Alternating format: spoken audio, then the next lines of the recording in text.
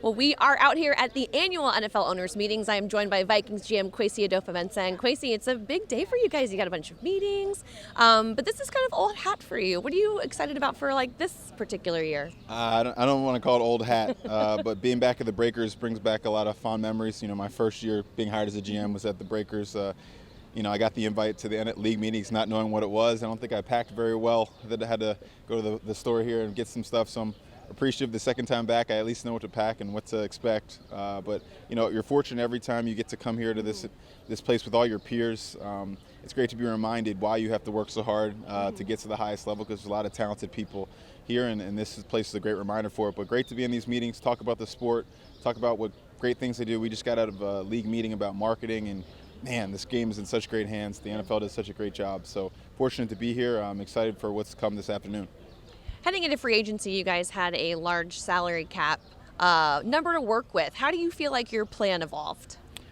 These are things, honestly, Kevin and I talked about when we first got here. Maybe not at the Breakers, but around our first few months together, just talking about how we want to build this thing. And there's different ways to go if you have different resources dedicated to the quarterback position, and talking about how we want to evolve the team and grow. So we talk about big picture, what we want to do, and the names and faces and the types of people you want to bring in, or that's process from our great personnel staff and our coaching staff, the collaboration. But we knew what we wanted to really do from a resource standpoint, and then putting the names and faces together. We're so excited about who we were able to add, not just the players, but the character we added to the team. Definitely.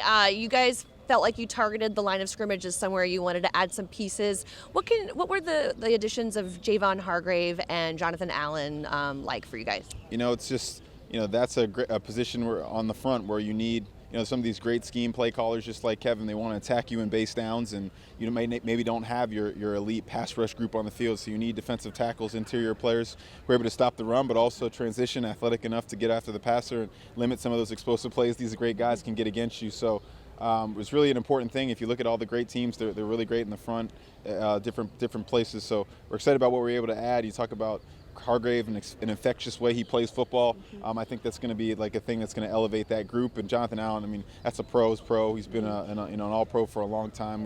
He's been on our radar for a couple of years. We're excited to add him. Conversely, we want to talk about the offensive linemen you were able to add. The two guys I'm thinking of top of mind are Will Fries and Ryan Kelly. What was it like to work with guys that have played together for 4 seasons, and now you bring both of them in to the Vikings? And that's an amazing, just in addition to just how good they are as players, just the cohesion that they have to get started. And Ryan was really instrumental in getting Will.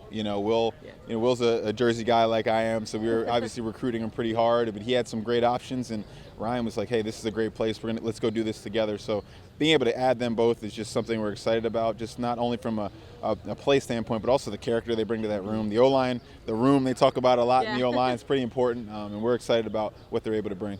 I want to talk a little bit more about the secondary, because obviously Harrison Smith returns. You re-signed Byron Murphy. You add a guy like Isaiah Rodgers. What was your plan there, and the excitement surrounding those moves? Yeah, I think what we wanted to make sure we did was, once we took care of the front, we wanted to make sure we were able to play a certain way.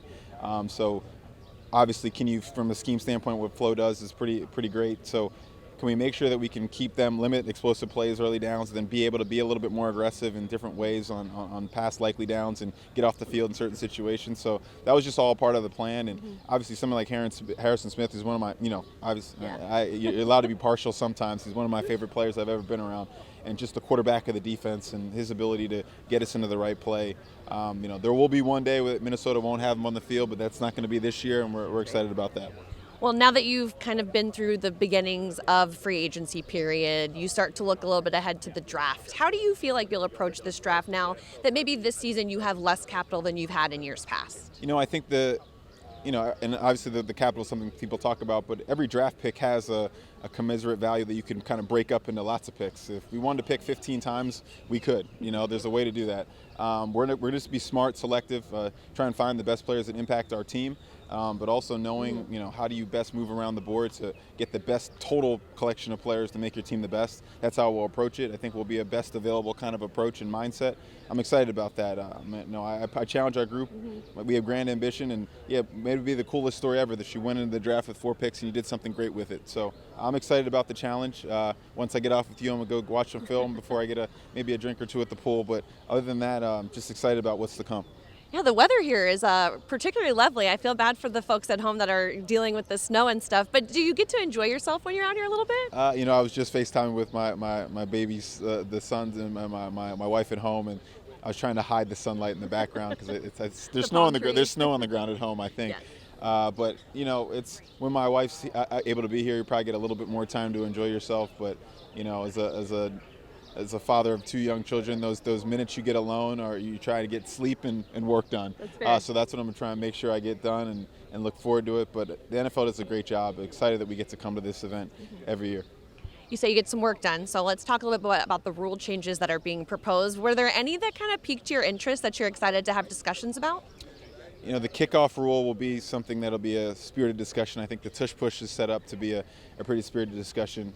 You can always get the sense for it in the early meetings, and the NFL is no different than anybody else. There's some passionate people on both sides of an issue, and I'm excited to hear the conversation and see where we end up voting.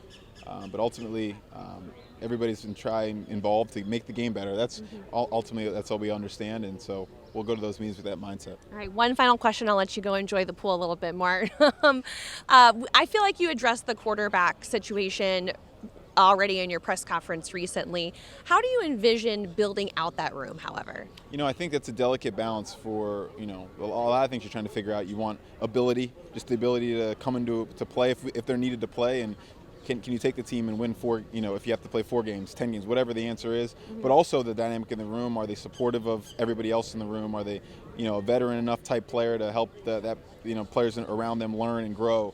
There's a lot of different dynamics to it. It's a really cultivated chemistry experiment that I've learned a lot from KO. And just so trying to think through that dynamic, the types of player you want, do you want more of a safe player or do you want some variance? All those conversations are really incredible conversations that we get to have and we talk through, and as always we'll just make sure we have a dedicated plan and intention, and we'll execute that way. As always, thank you so much for your time, Kwesi. Enjoy in the meetings. Thank you.